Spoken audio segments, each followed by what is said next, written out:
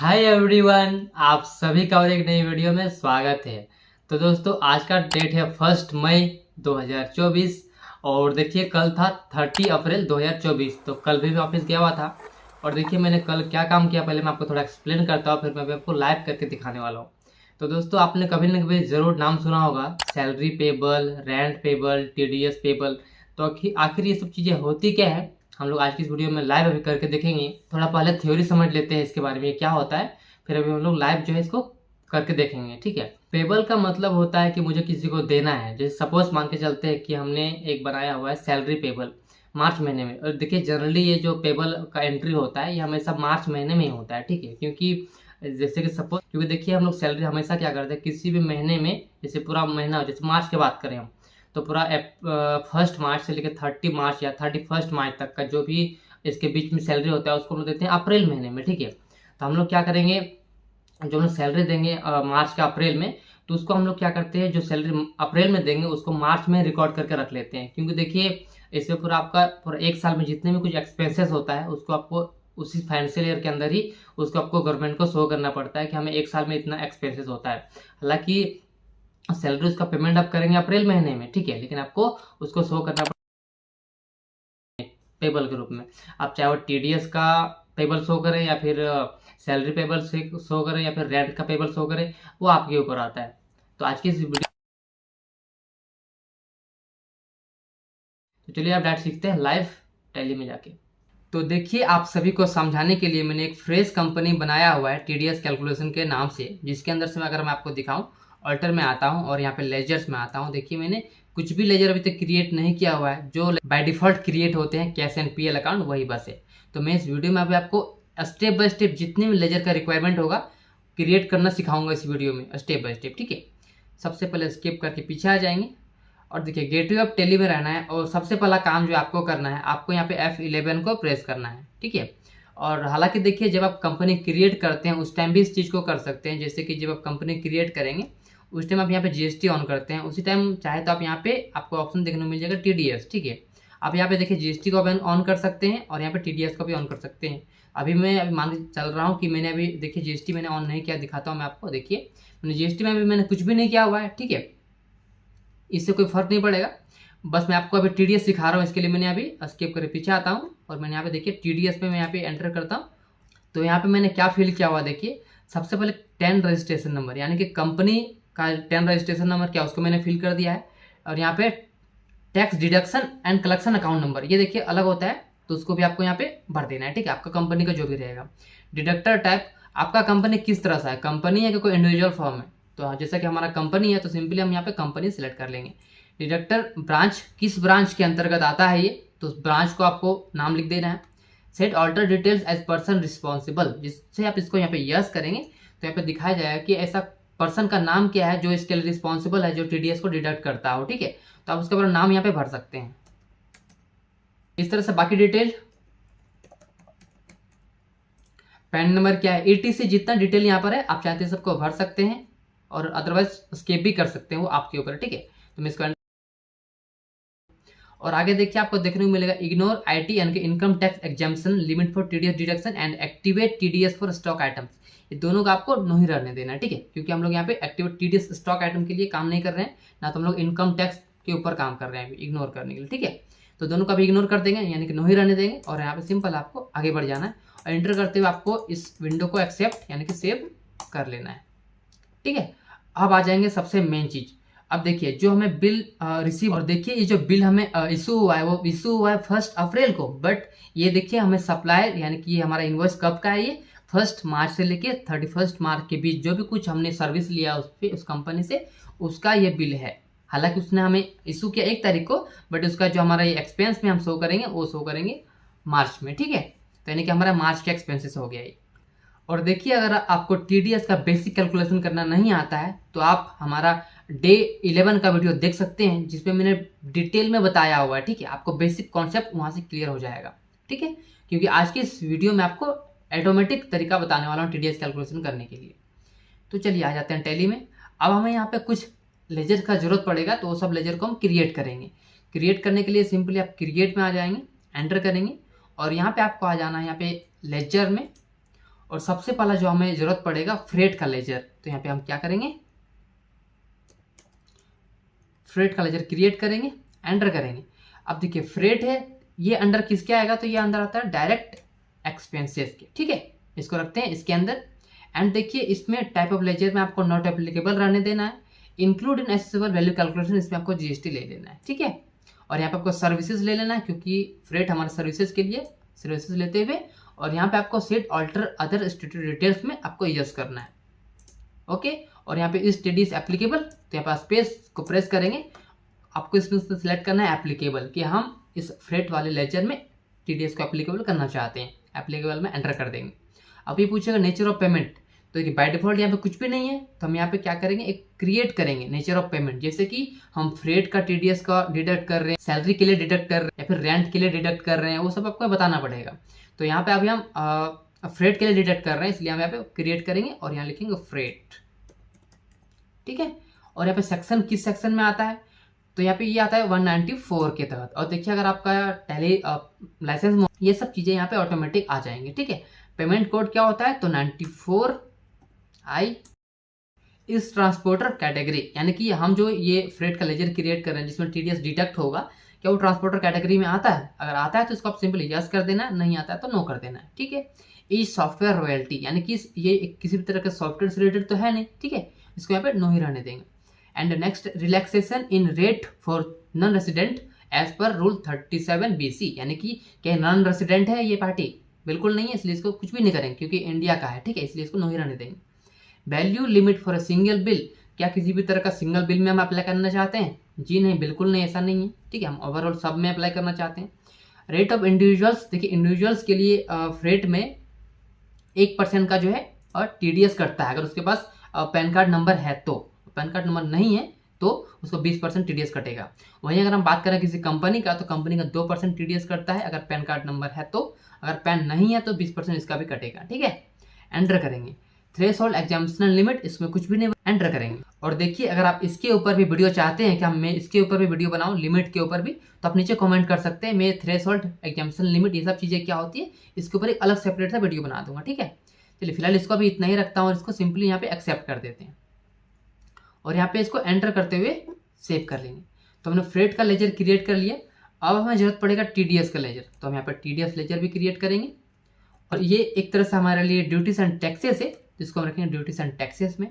And किसके अंदर आएगा, तो टीडीएस यहाँ पे सिलेक्ट करेंगे ड्यूटीज टाइप में। एंड यहाँ पे हमने जैसे कि अभी एक डिफाइन किया नेचर ऑफ पेमेंट फ्रेट नाम, यहाँ पे इसको सिलेक्ट कर लेंगे। और देखिए अगर आपके केस में यहाँ पे जैसे कि फ्रेट हो गया, रेंट का टीडीएस, इस तरह से ढेर सारा लंबा लिस्ट है, उस केस में आपको एनी कर देना है। मेरे केस में भी एक ही है तो मैं यहाँ पे फ्रेट को ले लेता हूँ, ठीक है। और यहाँ पे सिंपल इसको सेव कर देंगे। अब और एक क्रिएट करेंगे लेजर हमारे सप्लायर का, जो कि इसका नाम है कैलिक्स। इसको सिलेक्ट करेंगे, इसका नाम लिखेंगे। अब ये एक तरह से क्या, ये हमारा सप्लायर है, वो मेरे से पैसा लेगा, तो यहाँ पे हम क्या करेंगे, सन्ड्री क्रेडिटर्स में इसको रखेंगे, ठीक है। एंड यहाँ पे मेंटेन बैलेंस बाय बिल, इसको आप यस भी कर सकते हैं, नो भी कर सकते हैं, कोई फर्क नहीं पड़ेगा ज़्यादा, ठीक है। इसको नो ही रहने देते हैं। एंड यहाँ पे इस टीडीएस डिडक्टेबल नो रहता है बाय डिफॉल्ट, आपको इसको यस कर देना है, ठीक है।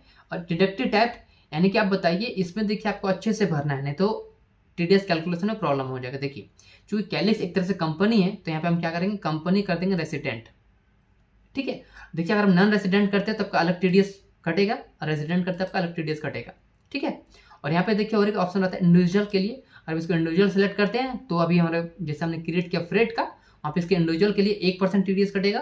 लेकिन यही अगर कोई कंपनी है रेसिडेंट तो आपको 2% टीडीएस कटेगा। तो चूंकि हमारे केस में भी कैलिक्स कंपनी है, इसको सिलेक्ट करेंगे और यहाँ पे इसको TDS deduct in same voucher, इसको जैसे रहने देंगे।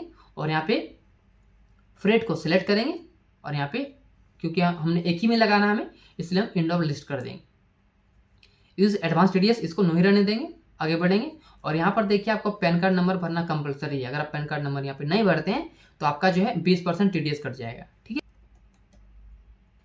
एंटर करेंगे और देखिए इस पार्टी के पास अगर जीएसटी नंबर है तो रेगुलर में लेके उसको भर देंगे, ठीक है। तो हमने 3 लेजर क्रिएट कर लिया। अब चलिए अब हमें जरूरत पड़ेगा सीजीएसटी एसजीएसटी का, क्योंकि देखिए हमने जो इनवॉइस रिसीव हुआ, देखिए इसमें सीजीएसटी एसजीएसटी का भी हमें लगाना पड़ेगा, ठीक है। तो इसके लिए हम क्या करेंगे, यहाँ पे सीजीएसटी का लेजर क्रिएट करेंगे, अंडर ड्यूटीज एंड टैक्सेस में रखेंगे। एंड टाइप में रखेंगे इसको जीएसटी, एंड यहाँ पे सीजीएसटी है तो इसको सीजीएसटी सिलेक्ट करेंगे। और सिंपली इसमें आपको कुछ नहीं करना है, टीडीएस एप्लीकेबल कुछ नहीं करना है, अनडिफाइंड ही रहने देना है और इसको आपको सेव कर देना है। सेम ऐसे ही आपको एसजीएसटी का भी क्रिएट कर लेना है, ड्यूटीज एंड टैक्सेस रहेगा, अदर्स में रहेगा, एंड यहाँ पे जीएसटी अदर्स में, और यहाँ पे टाइप में आपको जीएसटी सिलेक्ट कर लेना है और यहाँ पे आपको एसजीएसटी सिलेक्ट करेंगे एंड आपको इसमें और कुछ नहीं करना है, अनडिफाइंड रहते हुए इसको आपको सेव कर देना है। ठीक है, तो हमारा लेजर पूरा बन गया। अब आते हैं स्किप करके पीछे। अब देखिए जो हमें एडजस्ट करना है, ये 31 मार्च को एडजस्ट, 1 मार्च से लेकर 31 मार्च के बीच में हमने सर्विस लिया हुआ है इस कंपनी से, तो हम शो करेंगे इसमें। अभी देखिए करंट डेट इसमें 1 अप्रैल है, तो सबसे पहले हम डेट को चेंज करेंगे, इसको 31 मार्च में एडजस्ट करेंगे, 31 मार्च 2024 को। ठीक है, तो यहाँ पे आप वाउचर्स में आ जाएंगे और यहाँ पे जनरल में एंट्री करेंगे। आप लोग ध्यान रखें जनरल में एंट्री करेंगे क्योंकि एडजस्टमेंट करने जा रहे हैं। तो सबसे पहले डेबिट करेंगे फ्रेट को, कितना रुपए का है एक बार देख लेंगे इनवॉइस में, 39,713.30 एंटर करेंगे। और यहाँ पे देखिए नेचर ऑफ पेमेंट आपको फ्रेट ले लेना है, एंटर करेंगे और यहाँ पे डेबिट करेंगे किसको, सीजीएसटी को, कितना रुपए का है देख लेंगे एक बार, 3,574.20। अगेन यहाँ पे डेबिट करेंगे एसजीएसटी को भी 3,574.20। ठीक है, अब देखिए टू एन क्रेडिट करेंगे यहाँ पे कैलिक्स जो कि हमारा सप्लायर्स को क्रेडिट करेंगे, एंटर करेंगे। अब देखिए यहाँ पे इतना अमाउंट आया और एक बार आपको एंटर करना है और यहाँ पे क्रेडिट करेंगे टीडीएस को, एंटर करेंगे। तो देख सकते हैं इसके हिसाब से, यानी कि इस अमाउंट के हिसाब से इसका 2% टीडीएस कटा हुआ है 794 रुपीज़ का। ठीक है, जो कि हमने गवर्नमेंट को पे भी किया हुआ है, मैं दिखाता हूँ, जो कि देख सकते हैं आप लोग, मैंने 794 रुपीज़ का टीडीएस का पेमेंट भी किया हुआ है। ठीक है, जो कि 1 अप्रैल में मैंने किया हुआ है। तो इस एंट्री को आपको इस तरह से यहाँ पे सिंपली सेव कर देना है। अब देखिए इसको तो हमने एडजस्ट किया 31 मार्च में। अब चूंकि देखिए आप 31 मार्च जो कि क्लोजिंग ईयर होता है, उस डेट में आपको किसी भी तरह का जो, अगर आप चेक करेंगे एक बार अपना लेजर को, DAL प्रेस करना है और यहाँ पे आपको जाना है लेजर यानी कि टीडीएस में। देखिए यहाँ पे 794 रुपीज़। देखिए फाइनेंशियल ईयर जब क्लोज होता है उस टाइम आप इस तरह से यहाँ पे शो नहीं कर सकते क्लोजिंग बैलेंस पे कुछ भी अमाउंट को। ठीक है, तो आपको इसको एडजस्ट करना पड़ेगा, इसके लिए हम टीडीएस पेबल का यूज़ करेंगे। तो एडजस्ट करने के लिए कैसे एडजस्ट करेंगे, स्किप करके पीछे आ जाएंगे, वाउचर्स में चल जाएंगे और यहाँ पे आपको एडजस्ट करना है। यहाँ पे एडजस्ट कैसे करेंगे, यहाँ पे टीडीएस को हम यहाँ पे डेबिट कर देंगे 794 रुपीज़ से एंड क्रेडिट कर देंगे। यहाँ पे एक नया लेजर क्रिएट करेंगे टीडीएस पेबल नाम से, तो Alt+C करेंगे, यहाँ टीडीएस पेबल नाम से लेजर क्रिएट करेंगे, इसको रख देंगे प्रोविजंस में, या फिर आप चाहें तो इसको करंट लायबिलिटी में भी रख सकते हैं। ठीक है, जो कि प्रोविजन भी करंट लायबिलिटी के अंदर ही आता है। तो इसको सिंपली आपको इस तरह से, और इसमें आपको कुछ भी नहीं करना है, नॉट अवेलेबल रहने देना, टीडीएस में भी नो ही रहने देना, सिंपल आपको इस तरह से सेव कर देना है। तो देखिए इससे बेनिफिट हमें ये होगा, स्किप करके पीछे आते हैं और मैं दिखाता हूँ आपको। डिस्प्ले अकाउंट लेजर टीडीएस में आ जाएंगे, तो देखिए यहाँ पर आपको देखने को ये मिलेगा कि टीडीएस का हमारा बैलेंस हमने 0 कर दिया। हालांकि देखिए अभी हमने पेमेंट नहीं किया है, बट हम यहाँ पे शो कर देंगे कि पेबल में कि हमें ये पेमेंट करना है, जो नेक्स्ट फाइनेंशियल ईयर में कर देंगे। गवर्नमेंट का ये बोलना है कि देखिए आप अपने सप्लायर जैसे कैलिक्स है, आप कैलिक्स को पेमेंट करो या मत करो, लेकिन मेरा टीडीएस का पेमेंट जो है मुझे जल्द से जल्द कर दो। यानी कि जब भी आपका बिल रिसीव हुआ आप हमारा टीडीएस का पेमेंट हमें कर दो। क्योंकि देखिए हमें बिल रिसीव हुआ था 1 अप्रैल को, इसलिए हम लोग टीडीएस का पेमेंट भी 1 अप्रैल को कर देंगे। तो जो अभी मैंने एंट्री किया ये बस एडजस्टमेंट एंट्री था। अब चलिए यहाँ पे आ जाते हैं, स्किप करके पीछे। अब क्या करेंगे, अब हम फाइनेंशियल ईयर को चेंज करेंगे। ठीक है, क्योंकि देखिए अभी 23-24 चल रहा था जिसमें मैंने इसको एडजस्ट कर दिया।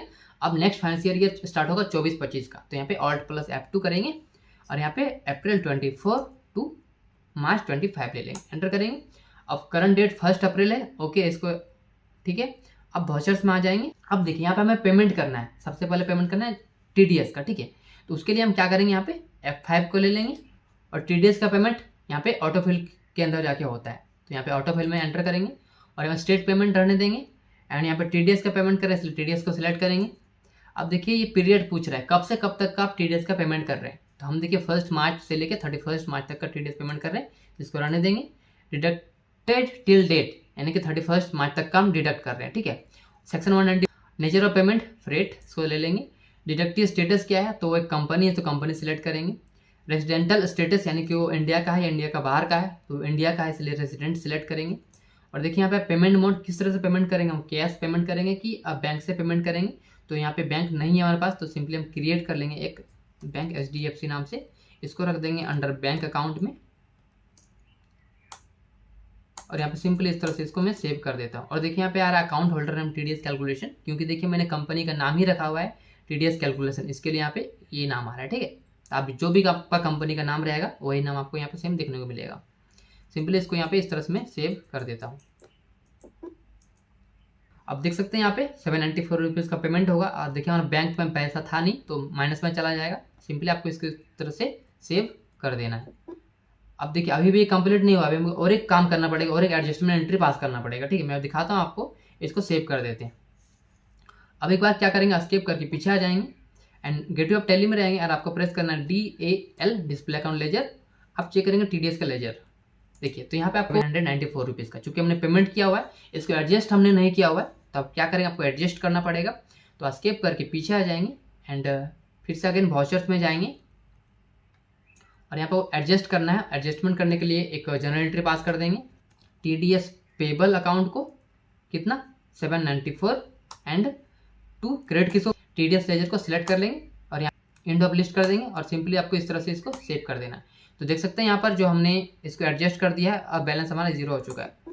और देखिए जो हमने TDS का एंट्री पास किया उसका प्रिंट आउट करना चाहते हैं तो सिंपली इसको भी कर सकते हैं। एस्केप करके पीछे आ जाएंगे, DAL प्रेस करेंगे, यहाँ पर TDS लिखेंगे, एंटर करेंगे।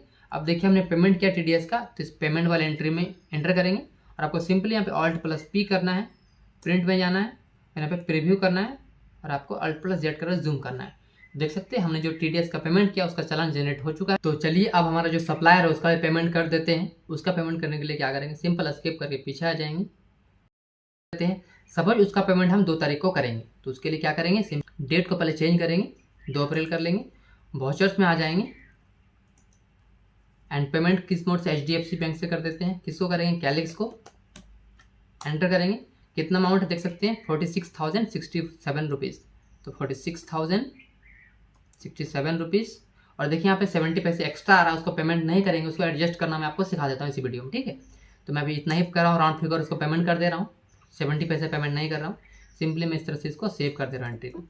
अब देखिए 70 पैसा क्या करेंगे, आपको एडजस्ट करना है। एडजस्ट कैसे करेंगे, जनरल में चल जाएंगे और यहाँ पर आपको क्या करना है, कैलिक्स को डेबिट कर देना है, कितना 0.70 पैसा। ठीक है, और यहाँ पे क्रेडिट किसको करेंगे, तो यहाँ पे एक तरह से हमारा इनकम हो गया, इसलिए हमें एक क्रिएट कर लेंगे अलग से, Alt+C करेंगे, डिस्काउंट रिसीव नाम से, इसको इंडायरेक्ट इनकम्स में रखेंगे क्योंकि हमारे लिए एक तरह से इनकम हो गया। ठीक है, और यहाँ पे नॉट अवेलेबल रहने देंगे। सिंपली इस तरह से आपको इसको सेव कर देना है, इसको सिंपली सेव कर देंगे। अब जब आप चेक करेंगे अपना सप्लायर का लेजर यानी कैलिक्स का लेजर, तो देखिए क्या मिलेगा आपको। गेटवे ऑफ टैली में आ जाएंगे, DAL प्रेस करेंगे, देखेंगे कैलिक्स, एंटर करेंगे, तो देख सकते हैं यहाँ पर हमने उसको इतना रुपये का पेमेंट किया हुआ है, इतना रुपये हमने उसके एडजस्ट कर दिया, उसका क्लोजिंग बैलेंस 0 हो चुका है। तो उम्मीद करते हैं दोस्तों आप सभी को अब समझ में आ गया होगा कि TDS का पेमेंट आप ऑटोमेटिक तरीके से टैली से कैसे कर सकते हैं। और देखिए इस वीडियो के बाद भी अगर आपके मन में किसी भी तरह का सवाल है तो आप नीचे कमेंट में हमें पूछ सकते हैं। और बाकी वीडियो कैसा लगा वो भी हमें ज़रूर बताएं। अच्छा लगा तो डेफिनेटली लाइक करना ना भूलें और चैनल पर नए हैं पहली बार आए हैं तो सब्सक्राइब करिए, साथ ही बेल आइकन जरूर प्रेस करिए ताकि आपको नोटिफिकेशन हमेशा हमारे वीडियोज़ की मिलती रहेंगे। ठीक है, तो दोस्तों यहाँ तक वीडियो को देखने के लिए बहुत बहुत धन्यवाद। मिलते हैं अगले वीडियो में।